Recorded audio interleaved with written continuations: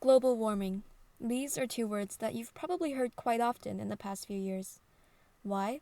Because it is currently the biggest threat to the human race and other living organisms. To combat global warming, many media outlets continue to inform and spread awareness. Companies have been pouring money into projects to make their products eco-friendly.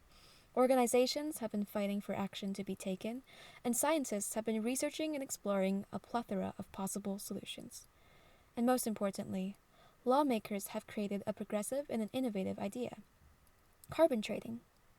Well, let's familiarize ourselves with carbon credits before we get into it. A carbon credit is a permit that allows the owner to emit 1 ton of carbon dioxide or the equivalent in other greenhouse gases.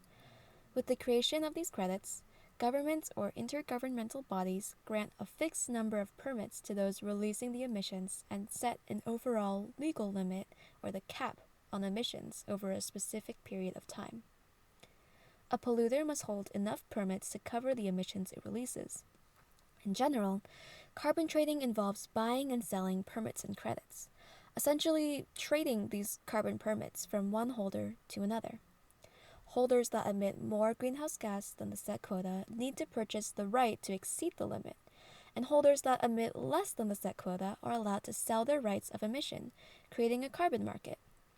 Permits will be equally scarce and as valuable to market participants. In theory, polluters are forced to put a price on their emissions and are incentivized to reduce the permits they seek to a bare minimum. Other greenhouse gases are also traded, but the quota is different in respect to their global warming potential. The idea of carbon trading is implemented in the real world under the name of the Emission Trading System, or ETS. An emission trading system caps the total level of greenhouse gas emissions and allows those industries with low emissions to sell their extra allowances to larger emitters. By creating supply and demand for emissions allowances, an ETS establishes a market price for greenhouse gas emissions.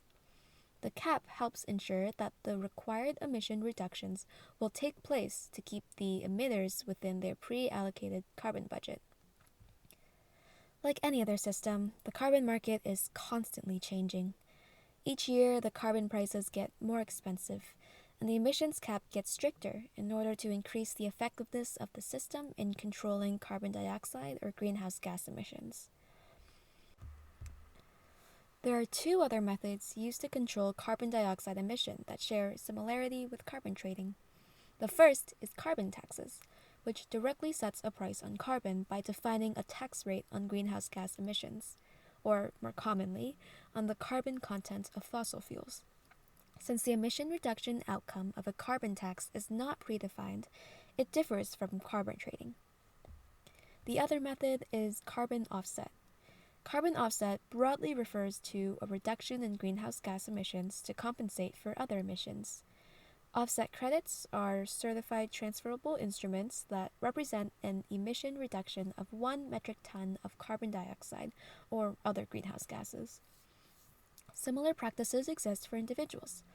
For example, if you have ever needed to pay extra when booking a flight, you're trying to offset your carbon footprint.